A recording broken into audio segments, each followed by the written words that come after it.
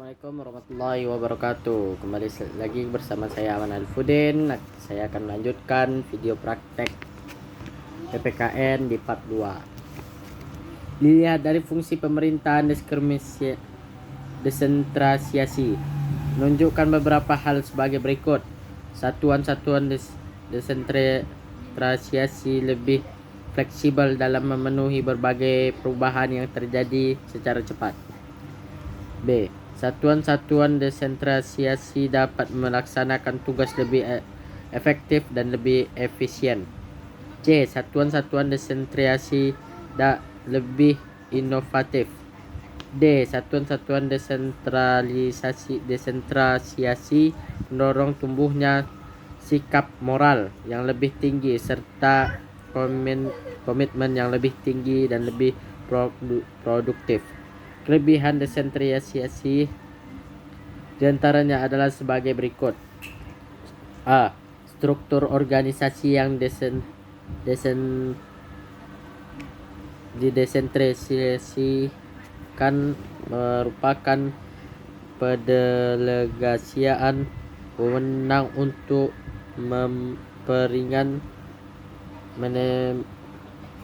manajemen pemerintah pusat. B. Mengurangi bertumpuknya pekerjaan di pusat pemerintahan. C. Dalam menghadapi permasalahan yang amat mendesak, pemerintah dapat tidak perlu menunggu instruksi dari pusat. D. Hubungan yang harmonis dapat ditingkatkan dan dapat lebih dioptimalkan gairah kerja antara pemerintah pusat dan pemerintah daerah. E. Peningkatan efisien dalam segala hal, khususnya penyelenggara pemerintahan, baik pemerintahan pusat maupun pemerintahan daerah. F. Dapat mengurangi birokrasi dalam arti buruk karena keputusan dapat segera dilaksanakan. D. Bagi organisasi yang besar dapat memperoleh manfaat dari keadaan dari pusat masing-masing. H. Sebelum rencana dapat diterapkan secara keseluruhan, maka pada awalnya dapat diterapkan dalam satu bagian tertentu terlebih dahulu sehingga rencana dapat diubah.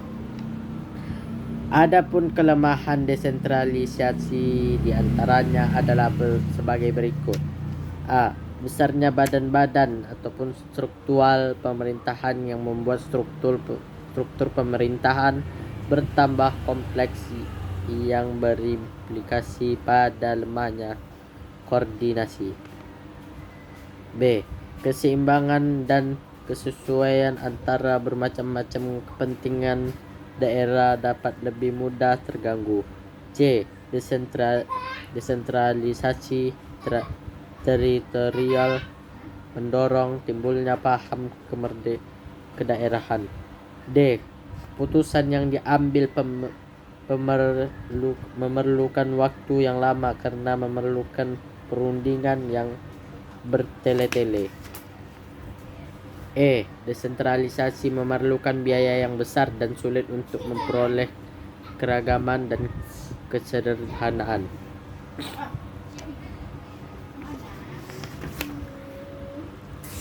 Hubungan struktural dan fungsional pemerintah pusat dan daerah.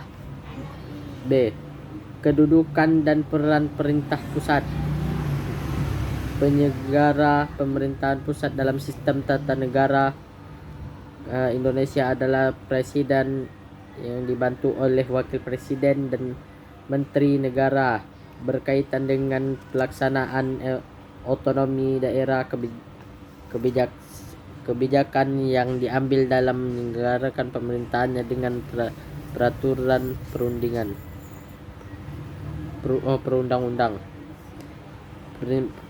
Pemerintah pusat dalam melaksanakan otonomi daerah memiliki 3 fungsi. A. Fungsi layanan.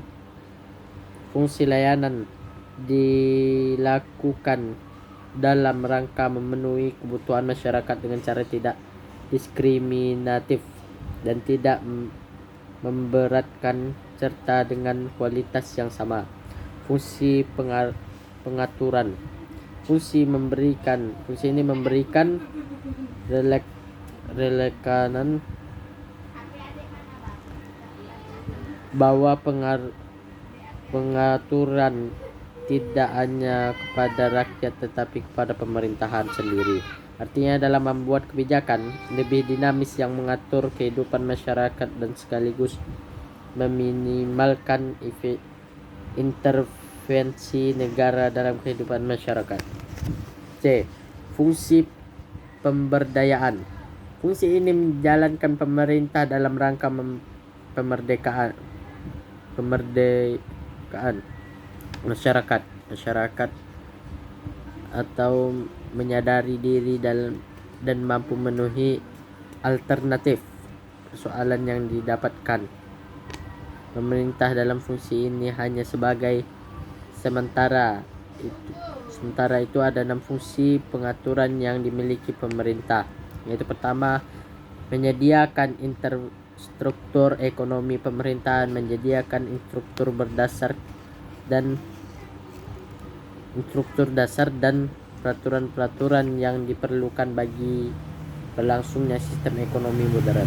2. Menyediakan barang ataupun jasa kolektif. Fungsi ini dijalankan pemerintah karena masih terdapat beberapa public goods yang tersedia bagi umum ternyata masih sulit terjangkau oleh beberapa individu. 3. Menjembatani konflik dalam masyarakat. Fungsi ini menjalankan untuk meminimalkan konflik sehingga menjamin ketertiban dan stabilitas di masyarakat, menjaga kompetisi yang sehat tanpa pengawasan. Pemerintahan akan berakibat kompetisi dalam perdagangan tidak terkontrol dan dapat merusak konflik tersebut. 5. Menjamin akses minimal setiap individu kepada barang-barang jasa. Kehadiran pemerintah diharapkan dapat memberikan bantuan kepada masyarakat miskin melalui program khusus. 6. Menjaga stabilitas ekonomi. Melalui fungsi ini pemerintahan dapat mengeluarkan kebijakan apabila terjadi suatu yang mengganggu ekonomi.